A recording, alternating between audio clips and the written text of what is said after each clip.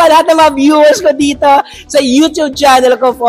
Ipakilala ko lang pangalan ko. Ako si Ramel Gonzalez, Suzuki Sales Manager Auto Caloocan Branch. So ayan, sa mga naghahanap po no, ng maayos na kausap at mabilis ka transaksyon, ito na. At gusto mo bumili po ngayong 2025 ng bago at latest natin na model na Suzuki XL7 Hybrid. 2025 year models. Ito guys, so sabi ko, demo ko ngayong araw sa inyo yung bago natin at pinakamatipid po na hybrid ngayon dito sa Pilipinas. Okay? So, ano po ba? Ano po bang mayroon sa Suzuki XL7 kung bakit ang dami-dami kumukuha, ang dami-dami bumibili at grabe, ang dami ko inquiry dito sa YouTube regarding po sa Suzuki XL7 natin na hybrid po. Okay? Ano po ba ito? Suzuki XL7 natin po, may tayong dalawang klase po ngayon dito sa Pilipinas po.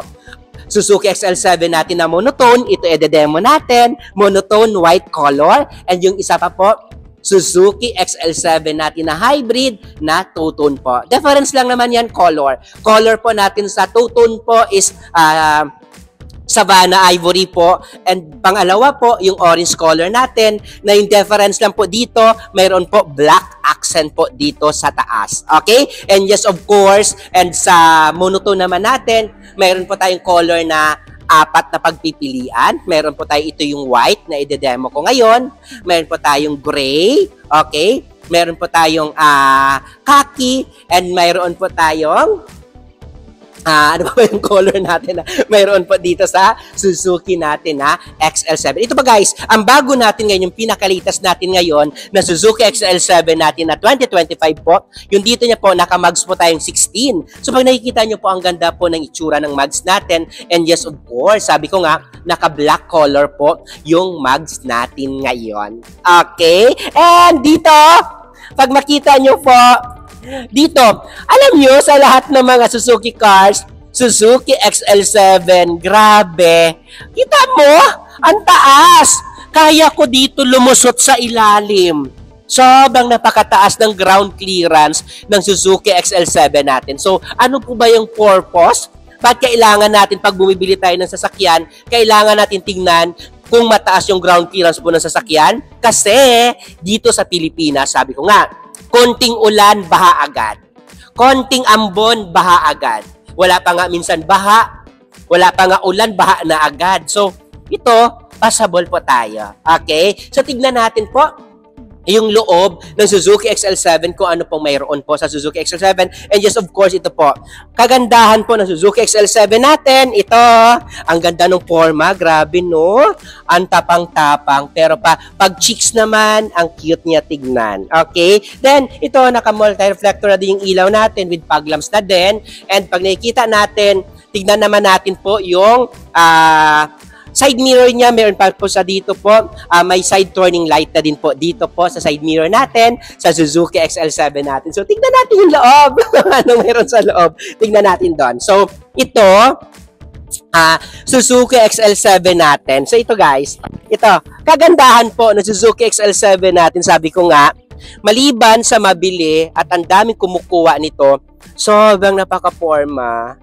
Ang ganda ng loob niya. Upuan pa lang, sobra ang sarap na upuan talaga. Then dito, pag nakita natin, naka-touchscreen monitor na din po siya. Ang laki ng touchscreen monitor po natin. And yes, of course, may mga glove compartment dito. Madami tayong cup holder dyan. And ito guys, pag sinabi natin Suzuki XL7 po, wala po tayong manual. Automatic lang po yung Suzuki XL7 natin. Kahit po yung monotone or two-tone man, isang ano lang po, automatic lang po siya. Okay? So ito, sabi ko nga, ang kagandahan dito guys, no, sa Suzuki natin XL7, na forward, backward natin yung chair, pansin nyo. And just of course, na up and down din natin yung chair natin. And kagandahan po dito, sa steering wheel po natin po guys, no, sa steering wheel natin, na up and down din po yung steering wheel natin. So ibig sabihin, pag depende kung saan komportable mo gamitin po. Kasi sabi ko nga, ito, pag sa XL7, pag ito po yung binili mo, alam mo nun, maliban na, wag man natin sabihin, ano na, yung sasakyan na yan, ano lang naman, simple lang naman yan eh. Yes, Simple, medyo may price konti, pero ito yung safety mo. Kasi wala ka may nababalitaan sa ngayon na pinatay ka dyan sa kalsada dahil kinuha yung sasakyan mo dahil mahal. Ito, tama lang. Wala talaga hindi ka nanakawan, hindi ka kakarnapin nun. Kasi wala naman talaga may nagkakarnap po sa Suzuki na brand, okay? So, safety mo na yon, di ba? Sabi ko nga, kasi isa man sa pinaka-purpose natin, napakaganda din, and yung Suzuki XL7 natin, isa sa pinakamataas yung resale value. So, ibig sabihin, pag benenta mo to later on, isa po siya sa mga variant namin sa dealer or car namin na Suzuki na mataas po yung value niya after ilang taon na pagbenta mo na ito. Okay? Ayan. So, tignan natin yung likod. Kung anong mayroon po dito sa second row. Kung komportable ba tayo or okay ba tayo doon ba? So, tignan natin kung anong mayroon po. So, ayan o. So, dito po guys, sa second row natin, check natin yung second row natin po. Ayun! So, naka-dual aircon po yung Suzuki natin na XL7. And yes, of course, may surround tayo dito socket. So, ano ba yung socket purpose natin dito? Pwede tayo mag-charge. So, ayan. And isa, pansin mo dito, maliban sa may lagay na tayo dito ng mga gamit natin. And yes, of course, yung legroom, grabe, napaka-komportable. And yung headroom niya guys, sabi ko nga, ang kagandahan nito, lalo na po, pag naglo-long drive po tayo, di ba tayo, sabi ko nga, pag long drive, gusto natin komportable, yung makahiga ka, makaupo ka ng maayos, yung makapagpahinga ka ng maayos. So, ito. And, ang ganda ng pahinga mo dito. Kasi, makakaano ka ng kung ano, yung may energy kapag punta sa pupuntahan mo kasi nga, ang luluwag. Ang luwag ng XL7 natin. Unlike sa try nyo tignan yung makakakompetensya nito ng Suzuki XL7 natin. Try nyo.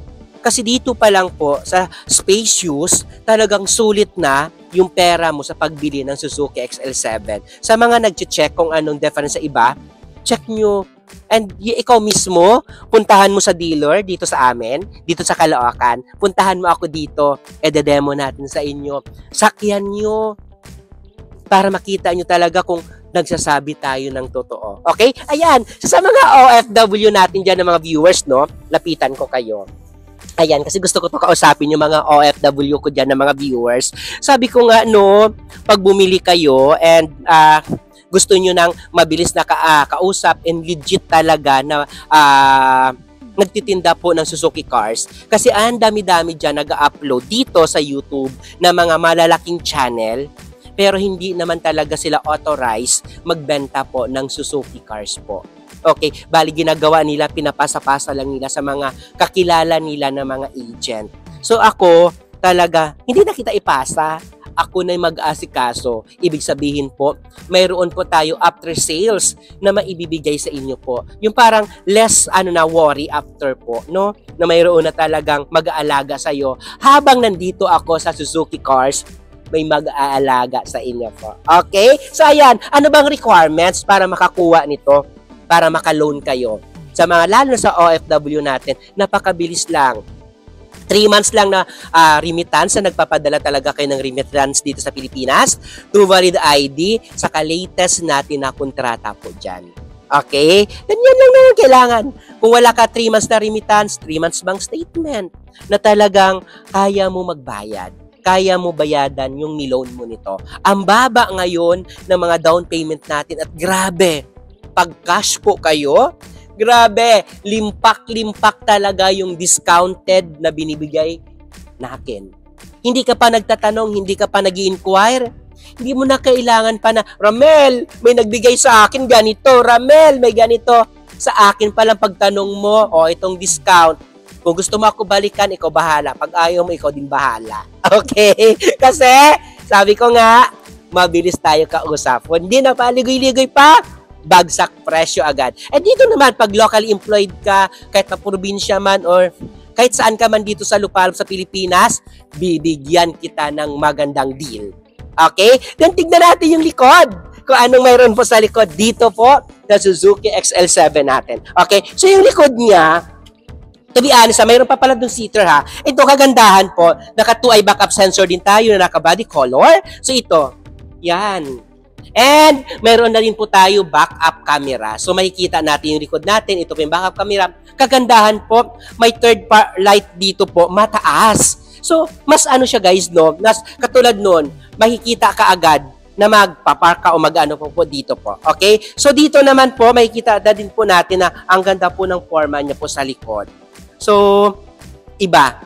And pag ito binili mo, yung Suzuki XL7, kakaiba po yung unit nyo po na makikita mo po sa daan. Maliban po sa Japan na po yung Suzuki cars natin, and talaga grabe, pulido po gumawa po yung Suzuki cars natin. So, buksan natin yung likod. So, yung likod natin, ulitin ko, lahat po ng Suzuki cars po palagi, mayroon cover po dito sa ilalim. Para hindi po makita po kung ano man po mayroon tayo dito.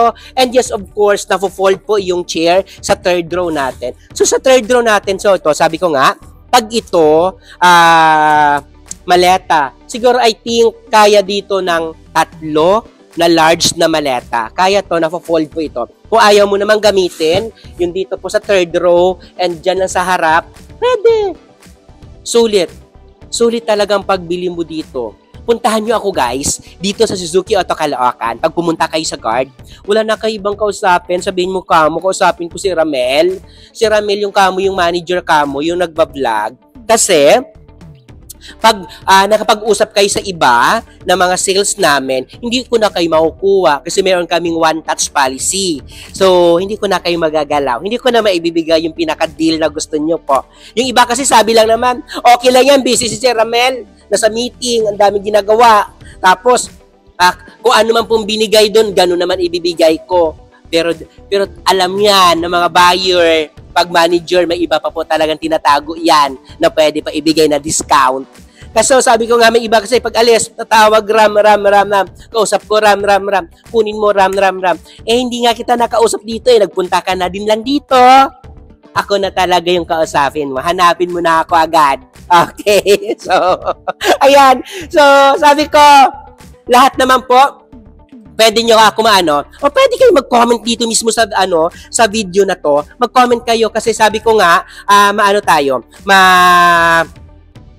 responsive ako. 24/7 po ako responsive sa lahat po ko dyan ng mga comment. Nag-response po ako dyan. And pwede nyo po ako guys ma-follow sa lahat ng mga social media account ko po. So sa lahat ng mga social media account ko po, kung anong pangalan ko dito ngayon sa YouTube po, ganun din po ang pangalan ko po sa mga social media account ko po. Mayroon po tayong Facebook account, personal Facebook ko po, Facebook pages, TikTok account, saka Instagram po, Ramel Gonzales po.